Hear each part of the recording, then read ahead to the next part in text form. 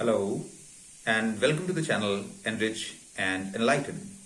This is Dr. Milind, and today we'll be talking about how to learn basic English. अगर आपने पिछला video follow किया होगा, you must have seen that I discussed why is it important for us to learn English. Why English is important? What's the necessity? जरूरत क्या है English सीखने की? और उस चर्चा को करने के बाद अब हम ये बात करेंगे कि how to learn basic English. English कोई भी भाषा, उसके लिए बहुत सारे लेवल्स हैं. सिंपल भाषा, उससे थोड़ी जटिल, उससे थोड़ा और जटिल रूप. तो भाषा की जटिलता उसके शब्दों के हिसाब से बढ़ती है और उसके वाक्य विन्यास से बढ़ती है. But today we'll be talking about how to learn the basic level. What do you mean by basic level? What I mean by basic level is that we can express our simple day-to-day things in English.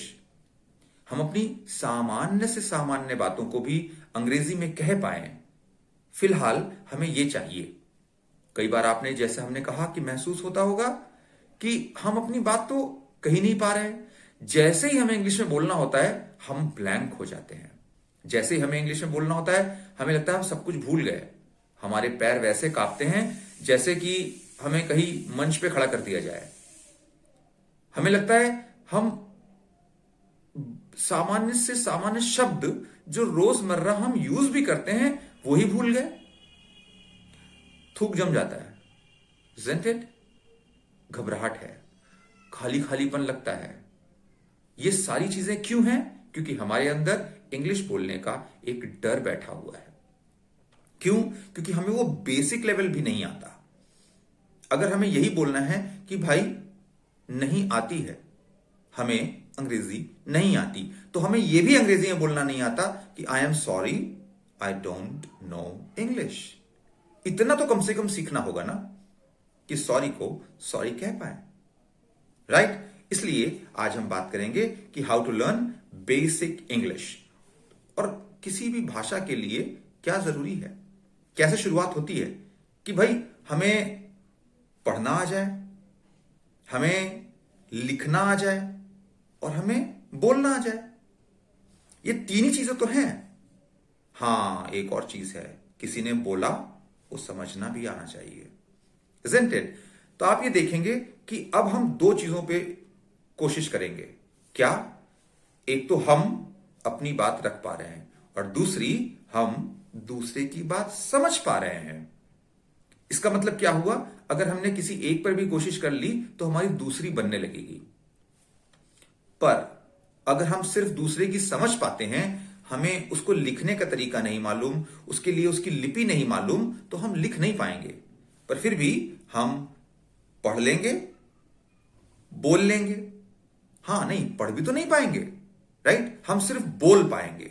हम सिर्फ बोल पाएंगे. जैसे हम उसकी सुन रहे हैं तो हम सिर्फ बोल पाएंगे. हम पढ़ भी नहीं पाएंगे, लिख भी नहीं पाएंगे. Isn't it? तो ये दोनों चीजें हैं. इसलिए सबसे ज्यादा जरूरी है कि हम अंग्रेजी कम से कम बोल तो लें, कम्युनिकेट तो कर लें.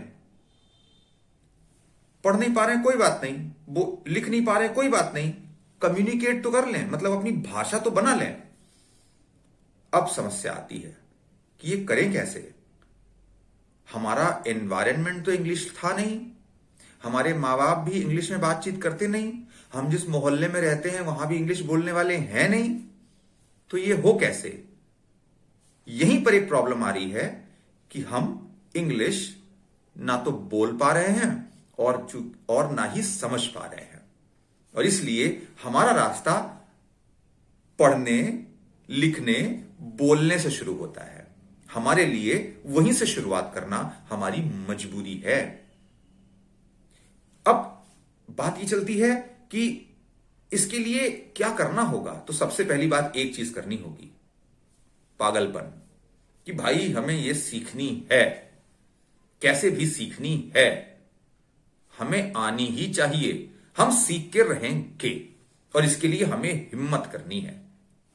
और ज्यादा कुछ नहीं. हम अपने एक छोटी सी स्टोरी बताएं कि जब हम पोस्ट ग्रेजुएशन इंग्लिश में कर रहे थे, ऐसे कुछ स्टूडेंट्स थे जो इंग्लिश बिल्कुल भी नहीं जानते थे। ग्रेजुएशन में भी उन्होंने इंग्लिश नहीं पढ़ी थी। अब आप सोचोगे तो क्या हुआ, इंटर में तो पढ़ी होगी, मदरसे से पढ़ के आए थे, इंटर में भी नहीं पढ़ी थी, हाई स्कूल में भी नहीं पढ़ी थी। हां, उनकी अपना शौक था तो इसलिए वो अल्फाबेट्स जानते थे, छोटे छोटे वर्ड्स जानते थे। हो सकता है किसी मदरसे में या जहां से उन्होंने पढ़ा हो वहां पर वो छोटे छोटे वर्ड्स उनको सिखाए गए हों, लेकिन उनका बेसिक करिकुलम में इंग्लिश नहीं थी। ऐसे लोगों ने एक सेमेस्टर मतलब 6 महीना, 6 महीने में 6 महीने पढ़ाई थोड़ी होती है, 5 महीना, 4.5 महीना और उसके बाद एग्जाम लिखा है पोस्ट ग्रेजुएशन लेवल का इंग्लिश में। सोचो कैसे हुआ होगा, पागलपन। उन्होंने ठान लिया था कि वो करके रहेंगे, उन्होंने ठान लिया था कि वो इतनी सीख लेंगे कि वो 4 महीने बाद आने वाले एग्जाम में अपनी कॉपी इंग्लिश में लिख सके, और वो सफल हुए। और क्या आप विश्वास मानेंगे, 2 साल के बाद दे पास इन फर्स्ट डिवीजन। एक बड़ी बात है, ये तो हमारे अपने सामने देखी हुई बात है, और इसीलिए हम समझते हैं कि आप भी सीख सकते हैं। हम समझते हैं कि हम सब सीख सकते हैं, कुछ ही महीनों में सीख सकते हैं। आप बहुत ज्यादा लगन से काम करेंगे, हो सकता है आप 1 महीने में बेसिक इंग्लिश सीख जाएं। कोई थोड़ा कम समय दे पाएगा तो हो सकता है वो 3 महीने 4 महीने में सीख जाए, पर सीख जाएगा। और इसके लिए सबसे ज्यादा जरूरी है पागलपन, सबसे ज्यादा जरूरी है पेशेंस, सबसे ज्यादा जरूरी है थोड़ा सा परसिवरेंस, मतलब थोड़ी सी लगन कि हमें सीख लेनी है। तो ये एक चीज इंपॉर्टेंट है, हम कर लेंगे। पर अब सवाल हो रहा है, करें कैसे, कैसे शुरू करें? मेरे घर में तो कोई है नहीं, मोहल्ले में भी कोई नहीं है, क्या करें? टीवी देखते हैं, समझ में नहीं आता, इंग्लिश चैनल खोला तो था, समझ में नहीं आया क्या बोल रहे थे, अरे हटाओ छोड़ो। अखबार ही मंगाया था 1 महीना, पता नहीं मन नहीं लगता था पढ़ने में, क्या लिखा था समझ में नहीं आता था। होगा कुछ दिन ये सब कुछ होगा। और इन सब चीजों के लिए, करें कैसे के लिए, सबसे पहले आपको शुरुआत करनी है वोकैबुलरी की। क्यों? क्योंकि हमने जैसे पहले कहा, आपके पास वो रास्ता तो नहीं है ना कि आपके घर में कोई हो, आपके मोहल्ले में कोई हो, आपके एनवायरनमेंट में कोई हो जो अंग्रेजी बोलता हो और जिसकी सुन सुन करके आप सीख लें। तो कोई बात नहीं, सबसे पहले हमें कुछ कुछ शब्द पिकअप करने हैं, कुछ कुछ वोकैबुलरी बिल्डअप करनी है। कैसे बिल्ड करेंगे, हम इस पे बात करेंगे। फिर हमें उस वोकैबुलरी को, मतलब उन शब्दों को जोड़ना होगा। और जोड़ेंगे कैसे, कौन सा उसके अंदर सोल्यूशन डालेंगे? ग्रामर, व्याकरण, मतलब किस शब्द को पहले रखना है, किस शब्द को बाद में रखना है, उसके बाद कैसे उसको क्लोज करना है, ताकि हमारी बात पूरी हो जाए और हमारी बात का मतलब दूसरे को समझ में आ जाए। मतलब इंग्लिश की ग्रामर, हमें इस पे काम करना होगा। और फिर हमें क्या करना है, उस ग्रामर को जब हम सीखते हैं तो छोटे छोटे सेंटेंसेस को सीखना होगा। छोटा छोटा सेंटेंस कैसे बनाएं, उस पर बात करेंगे। और फिर लास्ट आता है प्रोनाउंसिएशन, मतलब हम उसको, उसका उच्चारण कैसे करेंगे, ये जरूरी हो जाएगा। लेकिन ये उच्चारण वाला पार्ट सबसे आखिरी में, बहुत जरूरी नहीं है, फिर भी जरूरी तो है। आज नहीं तो कल जरूरी होगा, लेकिन शुरुआत करने के लिए ये बहुत जरूरी नहीं है। हम जिस भी उच्चारण में उसको बोल पा रहे हैं, सीख पा रहे हैं, लगभग सीख लेते हैं। और उसका बेहतरीन फाइनेस्ट उच्चारण क्या होगा, ये बात के लिए रखेंगे। तो बात करते हैं कि हम वोकैबुलरी कैसे बिल्डअप करें, मतलब छोटे छोटे शब्द कैसे सीखें। दिन में सुबह उठने से लेकर के रात तक हम बहुत कुछ करते हैं, कुछ नहीं करते हैं तो भी हम ये कह सकते हैं ना, हमने कुछ नहीं किया तो हमने नहीं, दो शब्द आए ना, किया एक शब्द आया ना, तो हमें यह भी बोलना है कि हमने कुछ नहीं किया, तो उसके लिए हम कोशिश करेंगे इंग्लिश में बोलने की। हमने खाना खाया, हम इतने बजे उठे, 5 बजे उठे, अच्छा कैसे बोलेंगे 5 बजे उठे?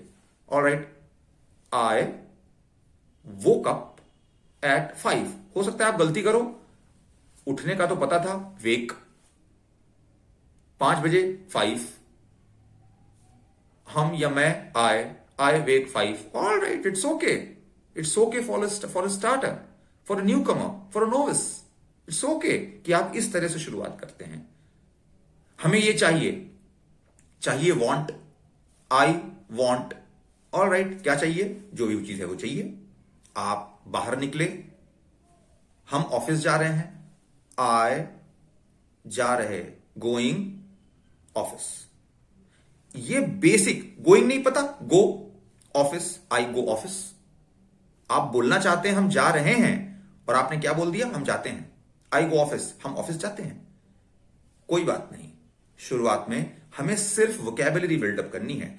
आप सब्जी खरीदने गए, आपने ठेले पर कुछ देखा, करेला देखा, तो भाई करेला दे दो, लेकिन आपके मन में एक बात आनी चाहिए, यार करेले को क्या कहते हैं। घर आइए, डिक्शनरी खोलिए और देखिए कि करेले को क्या कहते हैं। कल जब ठेले पर जाइएगा तो भले ही कहिएगा कि हमें करेला दे दो, पर मन ही मन कहिएगा कि आज हम बिटर गॉड खरीदने जा रहे हैं। राइट? आपने करेला लाए, आपने काटा, आपके मन में आना चाहिए कि हम कैसे काटेंगे। पीसेस में काटेंगे, टुकड़ों में काटेंगे, चॉप करेंगे, उबाल के स्मैश करेंगे। ये छोटी छोटी चीजें। उबालने के लिए बॉईल करेंगे, बॉयल उबाल, मसलना स्मैश, फ्राई करेंगे, रोस्ट करेंगे, मतलब तलेंगे या भूनेंगे। ये आपको धीरे धीरे धीरे धीरे छोटी छोटी बातों को अपने अंदर उतारना होगा कि नहीं भाई इसके लिए ये वर्ड, इसके लिए ये वर्ड, इसके लिए ये वर्ड। इस तरह से धीरे धीरे चीजें बिल्डअप होती जाएंगी और आप देखेंगे एक हफ्ते के अंदर आप नेचुरलाइज हो रहे हैं उन इंग्लिश वर्ड्स के लिए। ये बिल्कुल वैसा फेज होगा जैसा किसी एक छोटे से बच्चे को, कोई 2 साल का, 3 साल का बच्चा, उसको जब आप अपनी भाषा सिखाते हैं, एक बात को बार बार बोलते हैं और तब वो सीखता है कि अच्छा ये बोला जा रहा है तो ये करना है, ये बोला जा रहा है तो ये उठाना है। बिल्कुल वैसे ही आपको खुद को सिखाना होगा। जो लोग इस फेज से ऊपर है, जानते तो हैं पर बोल नहीं पा रहे हैं, वो उस फेज में आएंगे, ग्रामर फेज में। और उसके लिए धीरे धीरे आपको अपनी ग्रामर बिल्डअप करनी। मैं बिल्कुल आपसे नहीं कहूंगा कि आप किताब खोलें, नाउन प्रोनाउन रटें, सेंटेंस में वर्ब कहां लगता है ये रटें, नहीं, फिलहाल के लिए नहीं। तो हमने पहले ये देखा कि हम वर्ड्स को कैसे पिकअप कर रहे हैं। चलो मान लिया हम इस लेवल से ऊपर हैं, अब कैसे वर्ड्स पिकअप करने हैं। ज्यादा से ज्यादा वर्ड कहां से आएंगे। आप बुक पढ़ें। कौन सी बुक पढ़ेंगे? अपने स्कूल की, अपने करिकुलम की, क्लास 5, 6, 7, 8 जो आप पढ़ भी चुके हैं, फिर भी आपको लगता है कि नहीं हमको वो सब आता है और हमको उसको देखने की जरूरत नहीं है। आप देखिए, क्योंकि वो क्लास 4, 5, 6, 7, 8 वो सारी बुक्स ऐसी हैं जो आपको बेसिक इंग्लिश सिखा देंगी। कोई बुक ले लीजिए, आप एनसीईआरटी ले लीजिए, आप अपने बोर्ड की बुक्स ले लीजिए, UP board, Bengali board, Malayali board, कोई बोर्ड की बुक ले लीजिए, उसमें जो इंग्लिश की बुक है आप वो ले लीजिए। वो बेसिक बात करती है। वो क्लास 3 में जो आपने बुक पढ़ी, 4 में बुक पढ़ी, वो छोटे छोटे सेंटेंसेस फॉर्मेशन की बात करती है और वहीं से आपको वर्ड्स भी मिलेंगे और उस वर्ड के लिए, अपनी बात कहने के लिए छोटा सा एक सेंटेंस भी मिलेगा। ये दोनों ही चीजें, मतलब वर्ड भी और सेंटेंस भी छोटा सा अपने दिमाग में रखना है। जैसे आई ईट बनाना, आई ईट एप्पल, और जैसे मैंने अभी कहा आई ईट बिटर गोड। आपको सिर्फ रिप्लेस करना है।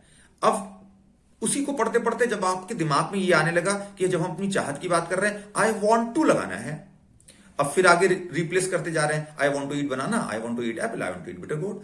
आप फिर मल्टीपल सेंटेंस फॉर्मेशंस करिए। इस तरह से आप एक ही सेंटेंस से बहुत सारे सेंटेंसेस बना सकते हैं। लिमिटेड नंबर ऑफ वर्ड से बहुत सारे वर्ड्स बना सकते हैं। तो ये तो एक बात हो गई। फिर कभी धीरे धीरे जब आपकी इंग्लिश एडवांस लेवल की होने लगेगी, तब आप ईडियम्स और प्रोवर्ब्स भी यूज कर सकेंगे, जो ऐसा मैंने अपने किसी एक वीडियो में डाला है कि ईडियम्स और प्रोवर्ब्स कैसे यूज करते हैं और उनमें डिफरेंसेस क्या हैं। आप उस लेवल पे बाद में पहुंचेंगे। अभी आप छोटे छोटे सेंटेंसेस फॉर्मेशंस को करिए। दूसरी एक इंपॉर्टेंट बात है कि जब आप सुबह से लेकर शाम तक छोटे छोटे सेंटेंस फॉर्मेशंस कर रहे थे, अब उस सेंटेंस फॉर्मेशंस को ग्रेजुअली पैराग्राफ में बदलिए। जैसे हमने कहा I will eat food, I will drink water, I will take my bag, I will sit on my motorcycle, I will go. एक पैराग्राफ, मतलब आपने एक सर्टेन एक्टिविटी को, एक सर्टेन सेट ऑफ एक्टिविटी को एक साथ जोड़ दिया। I will eat banana, I will take water, I will drink water, I will sit on the chair, I will watch television, या I am watching television, I am sitting on the chair, वगैरह वगैरह, जिस भी तरह से आप अपनी बात कहना चाहें। मतलब आपने उस एक्टिविटी को क्लब करना शुरू कर दिया, एक तरह के भावों को एक साथ लाना शुरू कर दिया। उससे क्या होगा, उससे आपको लगेगा कि देखो हम कुछ तो कह पा रहे हैं। उस मौके पर जब मुझे कुछ बोलना है, उस मौके पर होने वाली बहुत सारी गतिविधियों को हम एक साथ जोड़ तो पा रहे हैं। ये एक इंपॉर्टेंट फेज होगा। और फिर आपको क्या करना है, जब भी आप पढ़ें, जैसे मैंने कहा कि आप बुक्स पढ़ें, जब भी आप पढ़ें आपको उसको तेज आवाज में पढ़ना है। You have to read it loud. You have to be allowed, right? You have to be loud, sorry. You have to be loud. You have to read aloud, isn't it? मतलब आपको तेज आवाज में पढ़ना है। उससे होता क्या है, जब आप किसी चीज को पढ़ना जान रहे हैं, उसको तेज आवाज में पढ़ते हैं, तब आपके कम से कम 4 सेंसेस काम करते हैं।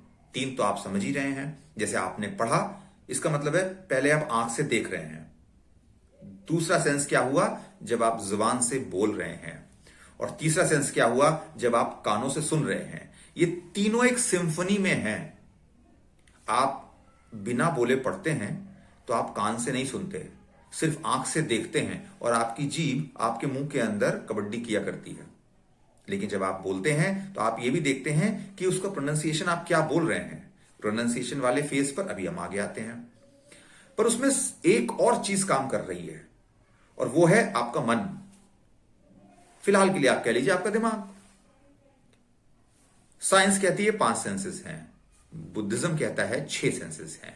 मन भी एक सेंस है। जब आप कहते हैं नहीं मुझे लगा कि वो गलत था, और देखो गलत निकला, साइंस इसको नहीं मान रही है। पर बुद्धिज्म 6 सेंस या इस तरह के सेंस में, जिसमें मन एक सेंस है, उसको भी एक सेंस मानता है। और आप ये गौर करके देखेंगे कि आप कुछ भी करें, वो सेंस हमेशा एक्टिव होता है। तो कैसे हम उसको इग्नोर कर सकते हैं, और इसलिए वो एक इंपॉर्टेंट सेंस है। जो भी हो, आप जब भी उसको पढ़ें तो इन 4 सेंसेस का बखूबी यूज करें। मतलब देखें, बोलें, सुने और मन में इवैल्यूएट करते रहें, एनालाइज करते रहें, सुनते रहें, सोचते रहें, करते रहें, पढ़ते रहें, ऐसे करते रहें। राइट? अब जब हम इस बात को ये कर रहे हैं कि कभी कभी आपने देखा, जैसे मैंने कहा कि you have to be inquisitive. Inquisitive का मतलब क्या हुआ, जो कुछ भी आपने देखा, आप रास्ते से निकलते हैं, बहुत सारी चीजों को पढ़ते देखते हैं, मन में थोड़ा सा बैठा लीजिए कि ये शब्द को घर चल के देखेंगे, आइए डिक्शनरी में देख लीजिए। तो ये सारी चीजें आपने सीखी। एक इंपॉर्टेंट फैक्टर है लिसनिंग। मतलब जब आप सुनते हैं तब आप ज्यादा सीखते हैं। तो सुनने के लिए पहले तो ही आपके पास अभाव है ऐसे लोगों का और ऐसे एनवायरनमेंट का। तो सुनना क्या है, किस चीज को सुनेंगे, कहां से सुनेंगे। आज के दौर में आपके पास आपका मोबाइल है, घर पे अगर टीवी है बहुत बढ़िया बात, आपका कंप्यूटर लैपटॉप है और अच्छी बात, कुछ नहीं है तो कहीं भी न्यूज़पेपर पढ़ लीजिए। न्यूज़पेपर नया लेंगे, अगर आपको कॉस्टली लगता है तो पुरानी तारीख का ले लीजिए, एकदम सस्ता मिल जाएगा, रद्दी के भाव मिल जाएगा। आपको तो अंग्रेजी से मतलब है तो काम चलेगा, इवन करंट अफेयर से मतलब है तो 2 दिन बाद का करंट अफेयर भी करंट ही है। आप वो न्यूज़पेपर ले लीजिए, उसमें एक पैसेज पढ़िए, पैसेज पढ़ के जो कुछ कुछ छोटे छोटे वर्ड्स जो आपको लगता है कि हमें नहीं आते हैं, उनका नोट बना लीजिए और डिक्शनरी से उसको देख करके उसको सीख लीजिए, याद कर लीजिए, मन में रखिए और रोज कोशिश करिए उन छोटे छोटे वर्ड्स को अपनी अपनी भाषा में लाने की, बोलने की। इसके अलावा और क्या कर सकते हैं, अगर आप न्यूज देखने के शौकीन हैं तो बहुत सारे न्यूज चैनल्स हैं। फॉर एग्जाम्पल आप इंग्लिश न्यूज चैनल देखिए, इंडियन न्यूज चैनल भी देख सकते हैं जो इंग्लिश में अपनी बात बोलते हैं, भले ही आप उनकी न्यूज से सहमत हो या असहमत हो। आपको अगर अंग्रेजी सीखनी है तो इंडियन न्यूज चैनल्स भी काफी हैं। लेकिन अगर आपको लगता है कि नहीं हम इंडियन नहीं फॉरेन देखना चाहते हैं क्योंकि हमको साथ ही साथ प्रोनाउंसिएशन पे भी काम करना है, एक्सेंट डेवलप करना है, तो ठीक है, आप बीबीसी देख लीजिए, आप सीएनबीसी देख लीजिए, आप अल जजीरा देख लीजिए, कोई भी न्यूज देख लीजिए, आपको इम्पार्शियल न्यूज भी मिलेगी और साथ ही साथ इंग्लिश भी डेवलप होगी। हो सकता है आप ये कहें कि नहीं इंडियन न्यूज चैनल देखे तो इंग्लिश तो सीखी लेकिन हम दिमाग से करप्ट हो गए। क्यों? क्योंकि हमको लग रहा है कि शायद ये पार्टीसन है, मतलब इम्पार्शियल रूप में अपनी बात नहीं कह रहे हैं, किसी पार्टी का ढोल बजा रहे हैं। ऑलराइट, कोई बात नहीं, तो आप बाहर दूसरे न्यूज चैनल देख लीजिए। आपको यह भी नहीं देखना है, आपने कहा कि नहीं हमको स्पोर्ट्स में अच्छा लगता है, तो ठीक है, किसी भी स्पोर्ट्स की आप इंग्लिश में कमेंट्री देख लीजिए। ऐसे बहुत सारे चैनल्स हैं वो स्पोर्ट्स में इंग्लिश में कमेंट्री दिखाते हैं। क्रिकेट पसंद है क्रिकेट देख लीजिए, वॉलीबॉल पसंद है वॉलीबॉल, बास्केटबॉल, उसकी कमेंट्री देख लीजिए। नहीं समझ में आ रहा है तो इंग्लिश में कुछ कमेंटेटर्स हैं उनकी कमेंट्री देख लीजिए। अगर आपने कहा कि नहीं भाई हमको मूवीज पसंद है, इंग्लिश मूवीज देख लीजिए। आपने कहा नहीं हमको सीरियल्स पसंद है, इंग्लिश सीरियल्स देख लीजिए। आपने कहा नहीं सीरीज पसंद है, सीरीज देख लीजिए। आपने कहा नहीं वो कार्टून फिल्म पसंद है, कार्टून फिल्म देख लीजिए। एकदम सिंपलेस्ट मोस्ट इंग्लिश यूज करते हैं कार्टून फिल्म्स में। क्यों? क्योंकि वो बच्चों के लिए है, तो इंग्लिश कार्टून फिल्म देख लीजिए। पर कोशिश करिए इन सभी के लिए अगर आपको सबटाइटल्स अवेलेबल हो जाए तो ये आपके लिए ज्यादा अच्छा है। कहने का मतलब ये, आपको अंग्रेजी पढ़नी तो आ ही रही थी, आपने जब सबटाइटल्स पढ़े तो आपका आंख से जब आप सबटाइटल पढ़ रहे हैं और कान से वो जो बोल रहे हैं आपके कान में आ रहा है, तो आपके साथ एक इक्वेशन डेवलप हो रही है, कोरिलेशन डेवलप हो रहा है कि भाई इस बात को ऐसे बोलते हैं। धीरे धीरे आपके कान, आपका दिमाग नेचुरलाइज होने लगेगा और जब आप उसकी तरफ देख रहे हैं तो कई बार आपने सबटाइटल पढ़ा और कई बार नहीं भी पढ़ने की नौबत आई और उसके कैरेक्टर के होठों को देख रहे हैं, तो आप क्या कर रहे हैं, उसकी लिप रीडिंग देख रहे हैं कि वो कैसे बोल रहा है, कैसे लिप चल रहे हैं। और धीरे धीरे एक वक्त आएगा जब आपको लगेगा कि अब आपको सबटाइटल देखने की जरूरत नहीं है। तो ये सारी चीजें हमने लिसनिंग के लिए करी। तो लिसनिंग में हमें दो फायदे हुए। एक तो वर्ड मिल गया, जरूरत पड़ी लिख लिया, मीनिंग देख लिया, और दूसरी हमारे पास एक प्रोनाउंसिएशन आया। अच्छा, आपने प्रोनाउंसिएशन गौर नहीं भी करें तो आप क्या देखेंगे, किस फ्लो में बोलते हैं, उसमें क्या कौन सी लहर है। हिंदी आपने देखा होगा, अगर आप हिंदी बोल रहे हैं मतलब लखनऊ और आसपास के क्षेत्र की भाषा बोल रहे हैं, तो आप देखते हैं उसके बोलने का लहजा एक अलग है। आप पश्चिम की तरफ जाते हैं तो आप देखते हैं कि झटके में बोलने का लहजा है, और आप पूरब की तरफ आते हैं तो आप देखते हैं उसमें और लय आ गई है।